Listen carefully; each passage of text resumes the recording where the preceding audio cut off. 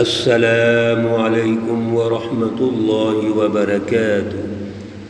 اعوذ باللہ من الشیطان الرجیم، بسم اللہ الرحمن الرحیم۔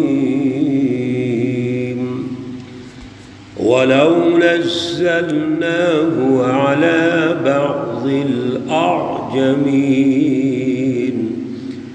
فَقَرَأَهُ عَلَيْهِمْ مَا كَانُوا بِهِ مُؤْمِنِينَ كَذَلِكَ سَلَكْنَاهُ فِي قُلُوبِ الْمُجْرِمِينَ۔ صدق اللہ العلی العظیم۔ اللہم صل علی سیدنا ومولانا محمد النبی الأمی وعلى آلہ واصحابہ اجمعین برحمتک یا ارحم الراحمین۔ معزز سامعین و سامعات، سورۃ الشعراء پارہ نمبر 19 آیات مقدسہ نمبر 198 تا 207 ہیں۔ اللہ رب العزت ان آیات کا فہم اور شعور عطا فرمائے اور عمل کی توفیق اور صلاحیت عطا فرمائے۔ گزشتہ درس میں جب رکوع کا آغاز ہوا تو یہ گزارش کی گئی، اللہ رب العزت نے جیسے سورہ مقدسہ کے آغاز میں کلام مقدس قرآن مجید کی اہمیت ارشاد فرمائی تھی، اب دوبارہ اسی عنوان کو اللہ ارشاد فرما رہے ہیں، ہماری تربیت فرما رہے ہیں۔ درمیان میں انبیاء علیہ الصلاۃ کے واقعات اور سچی تاریخ اور ان کی جد و جہد اور ان کے مقابلے میں مخالفین، معاندین، مشرکین، ظالموں نے جس طرح مقابلہ کیا، انبیاء علیہ الصلاۃ کی تضحیک کی، تذلیل کی اور پھر شکست کھائے، عذاب آئے اللہ رب العزت کے ان پر۔ یہ سب کچھ بیان کرنے کے بعد پھر کلام مقدس قرآن پاک کے بارے میں فرمایا تھا، انہ لتنزیل رب العالمین۔ کیوں؟ اصل میں اب اسی کلام مقدس قرآن پاک پر آج کے دور میں محنت ہونی ہے، اور پھر وہ قرآن پاک عربی زبان میں نازل کیا گیا تاکہ اس کو سمجھنا آسان ہو، اس کی امپلیمنٹیشن آسان ہو، اور ہدف یہ دیا گیا علی قلبک لتکون من المنذرین، کہ آپ اس کی سچی رہنمائی کو غالب کریں، اس کی رٹ کو قائم کریں، اس پر ایک سچی جماعت تشکیل دیں۔ پھر اللہ رب العزت نے تاریخی تسلسل کے ساتھ کتاب مقدس کا تاریخی تسلسل بیان کیا کہ یہ جو کتاب مقدس ہے، انہ لفی زبر الاولین، سب کچھ جو کچھ اس میں موجود ہے وہ پہلی کتابوں میں بھی ہے، اس کے قوانین، اس کے ضابطے، اور فکری طور پر جو اللہ رب العزت کی پہچان ہے، اعلیٰ فکر، اعلیٰ فلسفہ، توحید، وہ سب میں، اور پھر انبیاء علیہ الصلاۃ کی جد و جہد، وہ سب کچھ پہلی کتابوں میں بھی موجود ہے اور اس کتاب مقدس میں بھی ہے۔ اور پھر علماء بنی اسرائیل بھی اس کو جانتے ہیں۔ کوئی بھی فکر جو سچی فکر ہوتی ہے اس کی ایک تاریخ ہوتی ہے، اور اس کے پیچھے جتنے اولو العزم لوگ ہوتے ہیں وہ اس کو سمجھتے ہیں۔ اس لیے اللہ رب العزت نے ریفرنس دے دیا کہ ان یعلمہ علماء بنی اسرائیل۔ اب ایک اعتراض جو مکۃ المکرمہ کے مشرکین کرتے تھے کہ یہ محمد صلی اللہ علیہ وسلم اپنے پاس سے چیزیں گڑھ لیتا ہے، خود ساختہ چیزیں ایسی آیات اور وغیرہ وغیرہ یہ خود بنا لیتا ہے۔ اللہ رب العزت نے اس کا جواب دیا وَلَوْ نَزَّلْنَاهُ عَلَى بَعْضِ الْأَعْجَمِينَ، یہ تو اللہ نے عربی زبان میں نازل فرمایا ہے۔ کیوں کہ اس وقت کا جو ماحول ہے، قومی ترجیحات ہیں، ان کو سمجھتے ہوئے عربی زبان میں اللہ نے قرآن نازل کیا ہے۔ لیکن اگر اللہ یہ قرآن پاک اجمیوں پر نازل کر دیتے، یعنی کسی اور زبان والے پر نازل کر دیتے، فَقَرَأَهُ عَلَيْهِمْ مَا كَانُوا بِهِ مُؤْمِنِينَ، یہ جو ضدی اور ہٹ درم لوگ ہیں کفار اور مشرکین، وہ پھر بھی اس کے پر یقین نہ کرتے۔ بس آپ اس کو پڑھتے ما کانوا بہ مومنین، وہ پھر بھی ایمان لانے والے نہیں تھے۔ پتہ یہ چلا کہ اس کے پیچھے عربی یا اجمی کا مسئلہ نہیں ہے، مسئلہ اصل میں ان کے مائنڈ سیٹ کا ہے، وہ آپ کو تسلیم ہی نہیں کرنا چاہتے۔ وہ مختلف قسم کے ابہامات پیدا کرتے ہیں، الزامات لگاتے ہیں۔ كَذَلِكَ سَلَكْنَاهُ فِي قُلُوبِ الْمُجْرِمِينَ، اسی طرح ہم نے گھسا دیا اس کو مجرمین کے دلوں کے اندر، گناہ گاروں کے دلوں کے اندر۔ لا یؤمنون بہ، وہ ایمان نہیں لائیں گے، حتی یروا العذاب العلیم، یہاں تک کہ وہ دردناک عذاب کو دیکھ لیں۔ یہ بھی تاریخی حقیقت کو اللہ بیان فرما رہے ہیں۔ یہ جو ظالم مجرم ہوتے ہیں، ان کے دلوں کے اندر یہ چیز بیٹھ جاتی ہے کہ ہم نے ایمان نہیں لانا، اللہ بھی ڈھیل دے دیتے ہیں، اللہ موقع دیتے ہیں۔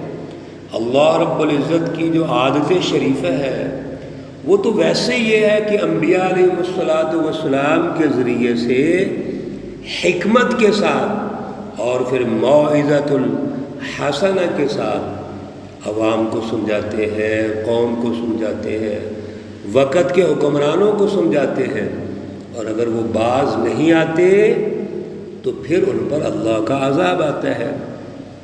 یہاں بھی اسی مائنڈ سیٹ کو اللہ نے بیان فرمایا ہے کہ یہ ایمان نہیں لائیں گے حتی یروا العذاب العلیم، یہاں تک کہ وہ ایک دردناک عذاب کو دیکھ لیں گے، آنکھوں سے دیکھیں گے۔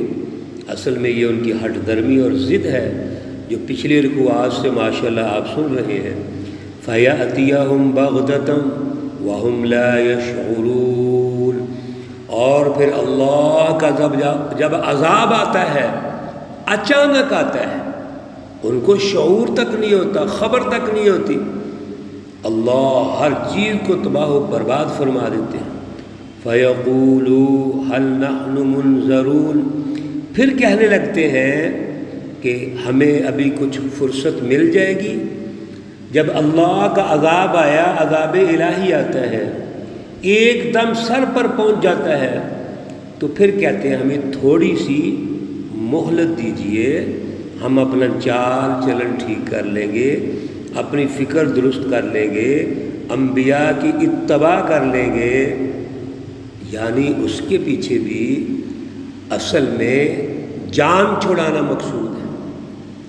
اللہ کے عذاب کو دیکھ کر وقتی طور پر مقصد ہے کہ عذاب ٹل جائے۔ بے شمار اس کے ریفرنسز ہیں قرآن پاک میں، اللہ رب العزت نے دیے ہیں کہ جب بھی ان پر عذاب کا موقع آیا، انہوں نے اللہ رب العزت کے پیغمبروں سے کہا کہ اب ہم درست ہو جائیں گے، پھر اللہ نے چھوڑ دیا، یہ پھر اسی حالت پر آ گیا، پھر ظلم قائم کرنا شروع کر دیا۔ أَفَبِعَذَابِنَا يَسْتَعْجِلُونَ، بڑا خوبصورت جواب دیا اللہ رب العزت نے کہ جب انبیاء کہتے ہیں کہ عذاب آئے گا، اس وقت جلدی کی ڈیمانڈ کرتے ہیں۔ ابھی پچھلے رکوع میں ہم سن رہے تھے فَاسْقِطْ عَلَيْنَا كِسَفًا مِّنَ السَّمَاءِ إِن كُنتَ مِنَ الصَّادِقِينَ، یعنی پہلے عذاب مانگتے ہیں، عذاب کی ڈیمانڈ کرتے ہیں، مطالبہ کرتے ہیں کہ جلد آ جائے، اور انبیاء کیا جواب دیتے ہیں آگے سے؟ یہ تو اللہ کی مرضی ہے، کب عذاب آئے گا ہمارے دائرہ اختیار میں نہیں ہے۔ افرأیت ان متعناہم سنین، اللہ رب العزت تو پھر بھی سمجھاتے ہیں، افرأیت ان متعناہم سنین، کیا یہ دیکھتے نہیں ہیں کہ انہوں نے برس ہا برس فائدہ اٹھایا، اللہ نے مہلت دی، اللہ رب العزت نے موقع دیا، ثم جاءہم ما كانوا یوعدون، اور پھر اللہ کا جو وعدہ ہے وہ پہنچ کر رہتا ہے، پہنچا، ما اغنا عنہم ما كانوا یمتعون، تو کیا کام آئے گا ان کے جو کچھ فائدہ اٹھاتے رہے ہیں؟ اللہ رب العزت نے ان کو ڈھیل دی، مہلت دی، موقع دیا، تو پھر کیا انہوں نے فائدہ اٹھایا؟ تاریخ گواہ ہے کہ فائدہ نہیں اٹھایا۔